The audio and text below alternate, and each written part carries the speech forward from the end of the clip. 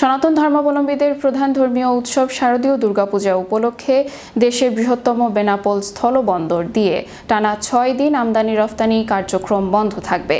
তবে এ সময়ে বন্দর ও কাস্টমসের পণ্য খালাসের কাজ এবং দুই দেশের মধ্যে পাসপোর্টধারী যাত্রী চলাচল স্বাভাবিক থাকবে।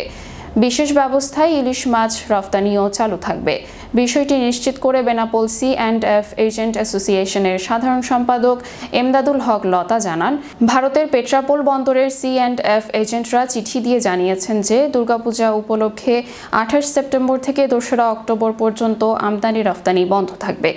এর সঙ্গে ৩রা অক্টোবর বাংলাদেশের সাপ্তাহিক ছুটি যুক্ত হওয়ায় মোট ৬ দিন এই কার্যক্রম বন্ধ থাকবে। Petrapole clearing agent staff welfare অ্যাসোসিয়েশনের সাধারণ সম্পাদক কার্তিক চক্রবর্তী বলেন, আমদানি রফতানি আবার ৪ঠা অক্টোবর সকাল থেকে শুরু হবে।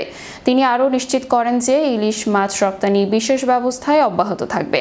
বেনাপোল স্থলবন্দরের পরিচালক শামীম হোসেন জানান, এ সময় আমদানি রফতানি বন্ধ থাকলেও বেনাপোল বন্দরে লোড আনলোড ও কাস্টমসে কাজ চলবে। বন্দরের মালামাল আনলোড করে ভারতীয় খালি ট্রাক ফিরে যেতে পারবে। ইলিশ মাছ রফতানি অব্যাহত থাকবে। বেনাপোল চেকপোস্ট ইমিগ্রেশন পুলিশের অফিসার ইনচার্জ ইলিয়াস হোসেন মুন্সি জানান, আমদানি রফতানি বন্ধ থাকলেও দুই দেশের মধ্যে পাসপোর্টধারীদের যাতায়াত স্বাভাবিক থাকবে।